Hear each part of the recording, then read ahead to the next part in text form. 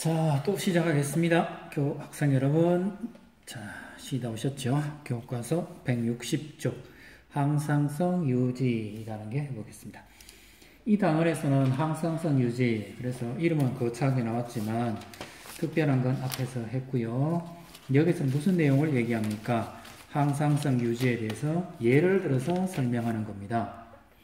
보통 항상성 유지에 제일 많이 나오는 부분은 항상성 예를 할 때 제일 많이 나오는 거는 뭡니까?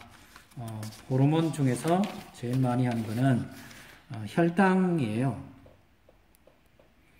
혈당 이야기를 가장 많이 합니다. 혈당 이야기를 가장 많은 이유는 우리나라의 당뇨병 환자들이 생각보다 많습니다.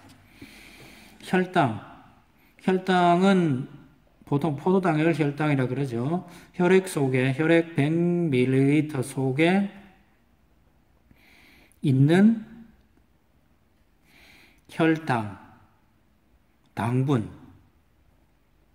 당분의 밀리그램 수를 혈당이라고 그러는데, 예를 들면 140이 있다. 140mg per 100ml. 그러면 이거 혈당을 보통 140 이렇게 부릅니다.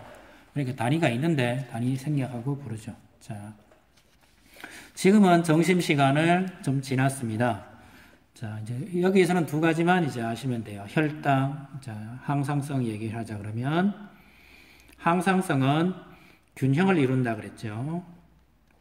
자, 혈당에서는 여러분들이 꼭 이해하고 가셔야 될 부분이 호르몬은 두 가지예요. 호르몬은 인슐린이나 글루카곤이에요. 이 두 가지만 나옵니다. 인슐린은 내리고요. 글루카곤은 올리는 역할을 합니다. 호르몬이고요. 그 다음에 호르몬샘이 필요하죠. 호르몬샘이 있는데 호르몬샘은 어디에서 나옵니까?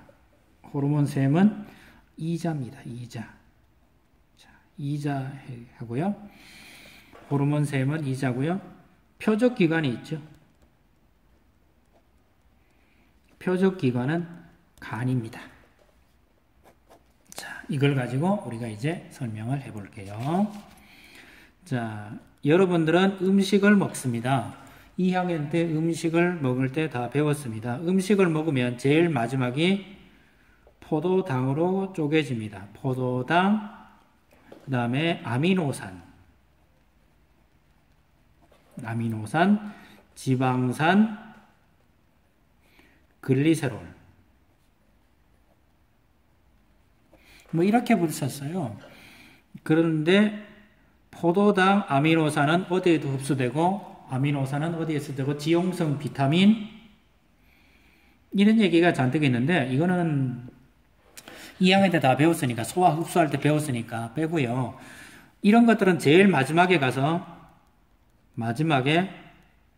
저장이 됩니다. 어디에 가서 저장이 됩니까? 간에 가서 저장이 됩니다. 간. 포도당만 얘기할게요. 포도당은 간에 가서 저장이 되는데 저장된 것은 포도당이가 아니고요. 글리코젠 또는 글리코겐 이렇게 붙입니다. 글리코젠은 영어고요. 글리코젠 이거는 영어 발음이고요. 글리코겐 하는 거는 독일어나 영국식 영어 발음이에요. 똑같다고 생각하세요. 그냥 같은 물질이에요. 자, 음식을 소화를 시킵니다. 그러면 혈당의 증가를 가지고 옵니다. 혈당이 증가오면 이자에서 뭘 내보내요? 인슐린이 내보냅니다. 이자에서 인슐린을 어디로 내보내요? 혈관으로 내보내요. 그럼 인슐린이 둥둥 타고 가서 간에서 포도당을 뭘로 바뀝니까? 글리코젠으로 바꿔줍니다. 글리코젠으로 바꿔주면 혈당이 감소해요. 충분히 지나서 자, 이렇게 되는 겁니다. 내가 운동을 했더니 소화되고 운동을 했더니 내 혈액 속에는 혈당이 줍니다. 혈당 분해해서 에너지원으로 써버려요. 에너지원으로 써버리면 혈당이 감소합니다. 혈당이 감소하면 이 신호를 받아서 어디에서? 역시 이자에서. 이번에는 뭐가 나와요? 틀렸네요. 글루카곤 하는 물질이 나옵니다. 이자에서 누가 나와요? 글루카곤 하는 물질이 나옵니다. 그러면 글루카곤은 혈당을 정하면 글리코젠을 뭘로 바꿔요? 포도당으로 바꿔줍니다. 어디 가서요? 이자에서 아니고 간에서. 간에 가서 글리코젠을 포도당으로 바꾸면 혈당이 증가합니다. 그래서 혈당 증가, 혈당 감소를 왔다 갔다 하면서 혈당을 일정한 범위 내에 조절하게 되죠. 자, 인슐린이 어디서 나와요? 이자에서 나옵니다. 혈당이 감소합니다. 외워놓으시고요. 이자에서 누가 나와요? 글루카곤이 나옵니다. 그러면 혈당이 증가하게 됩니다. 이렇게 외워놓으시면 됩니다. 이것도 되겠죠. 자.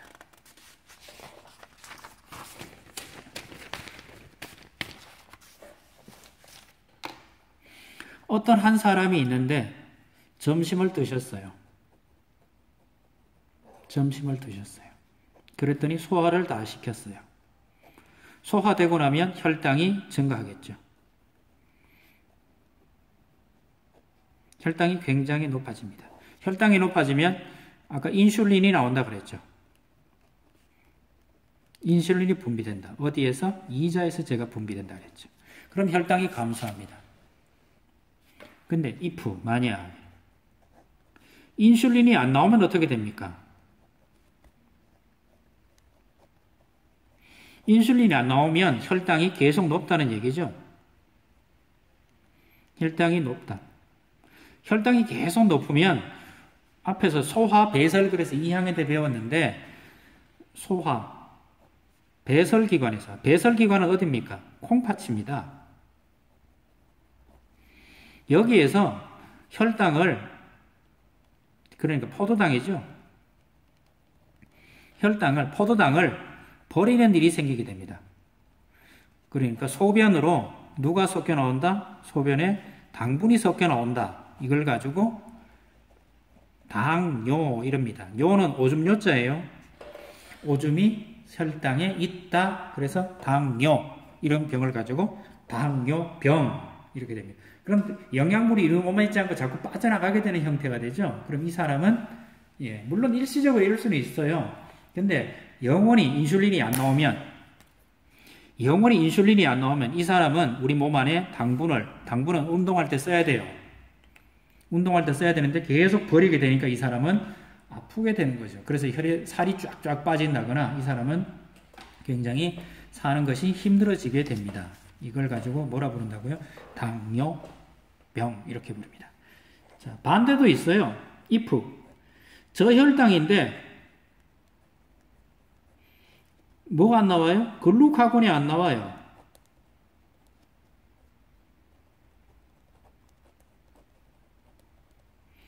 글루카곤 분비가 안 되면 어떻게 됩니까? 저혈당인데 혈당이 안 높아지니까 계속 쭉 저혈당이 되죠.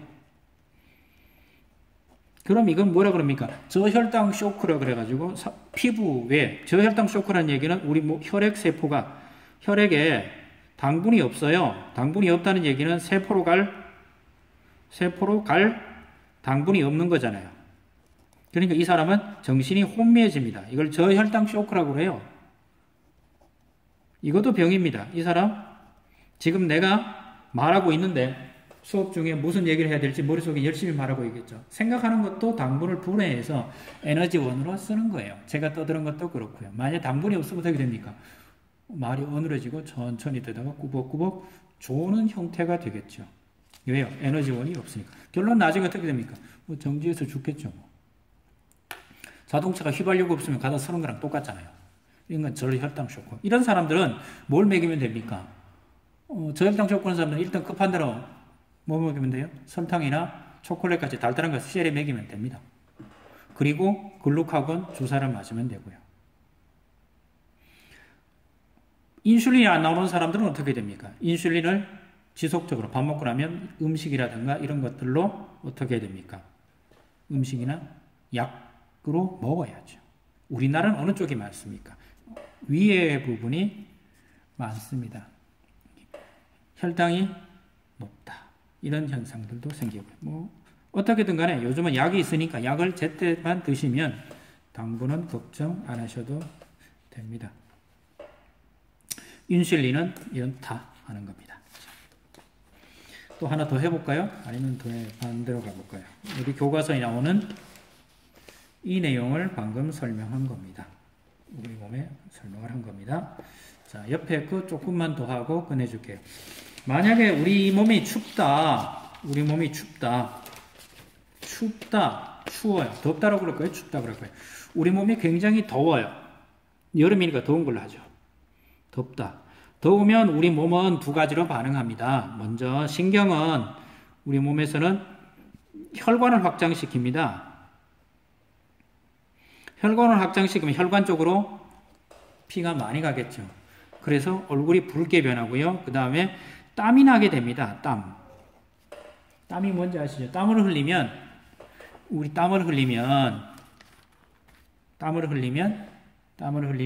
땀 때문에 땀이 증발하면서 기화열을 가지고 가요.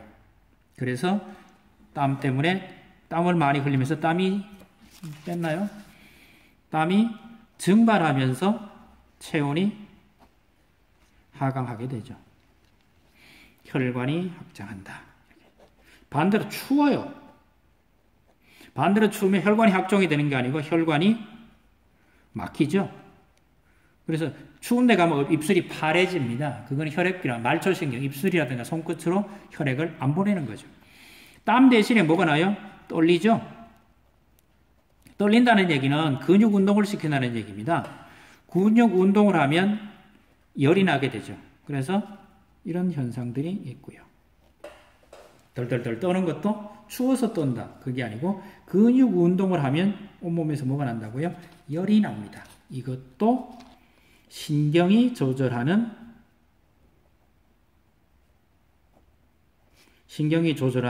항상성이에요. 물론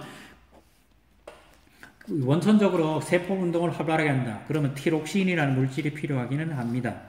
하지만 이것만 가지고도 설명이 됩니다. 자, 수분량 조절하는 것도 있죠. 수분량 조절은 수분량 조절한다. 뭐 이런 말도 되고요. 아니면 소변 조절 그래도 돼요. 예, 굉장히 더운 여름이라 해봅시다. 더운 여름에 뭐가 많이 납니까? 땀이 많이 납니다. 땀이 나는 이유는 체온을 조절하기 위해서 그렇습니다. 근데 체온을 조절하려면 반드시 땀 필요하면 수분이 필요하게 되죠. 물을 먹을 수 있으면 좋습니다. 근데 먹을 수 없으면 수분을 어디선가 끌어와야 되는데 끌어오는 데가 어디에 있습니까? 우리 몸 안에 있는 방광에 보면 수분이 있죠. 이 수분을 흡수하게 돼요. 또는 이 수분의 방광에 뭐가 있어요? 소변이 있죠. 이 소변 양을 조절하면 돼요.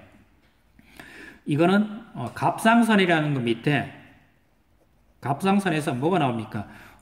영어로는 바소프레신 이렇게 불러요. 바소프레신 이렇게 부르는데 이거는 그냥 우리 교과서에는 뭐라 그러면 됩니까? 저는 이것대로 부르는 게 좋은데 꼭 이렇게 붙이세요. 항이뇨 호르몬. 항 저항한다. 이뇨 그러면 소변입니다. 그래서 소변 조절 호르몬입니다. 항이뇨 소변량을 줄이는 호르몬. 즉 갑상선 또는 갑상샘에서 바소프레신, 항이뇨 호르몬이 나오면 방광에 들어있는 소변량이 준다. 즉 소변이라 그러지 않고요. 물을 뭐 한다? 흡수한다. 물이 흡수해서 뭘로 내보내요? 땀으로 내보내죠. 그럼 빨리 잽싸게 하셔야 되는데 땀이나 소변의 기본 성분이 같죠. 여기까지만 할게요. 더 하면 찝찝해지니까. 땀으로 내보내면 땀이 증발하면서 내 체온을 식힌다. 그런 얘기죠. 이거는 누가 조절해요? 호르몬이 조절하죠. 더워서 혈관 확장하고 땀 증발하고 이거는 누가 한다면 신경이 한다. 뭐 이렇게 생각하셔도 됩니다. 이런 거는 굉장히 많습니다. 굉장히 많아요. 항상성 유지하는 거는. 여기에서는 우리가 주변에서 보는 가장 간단한 얘기를 했습니다. 가장 간단한 얘기를 해줬을 뿐입니다.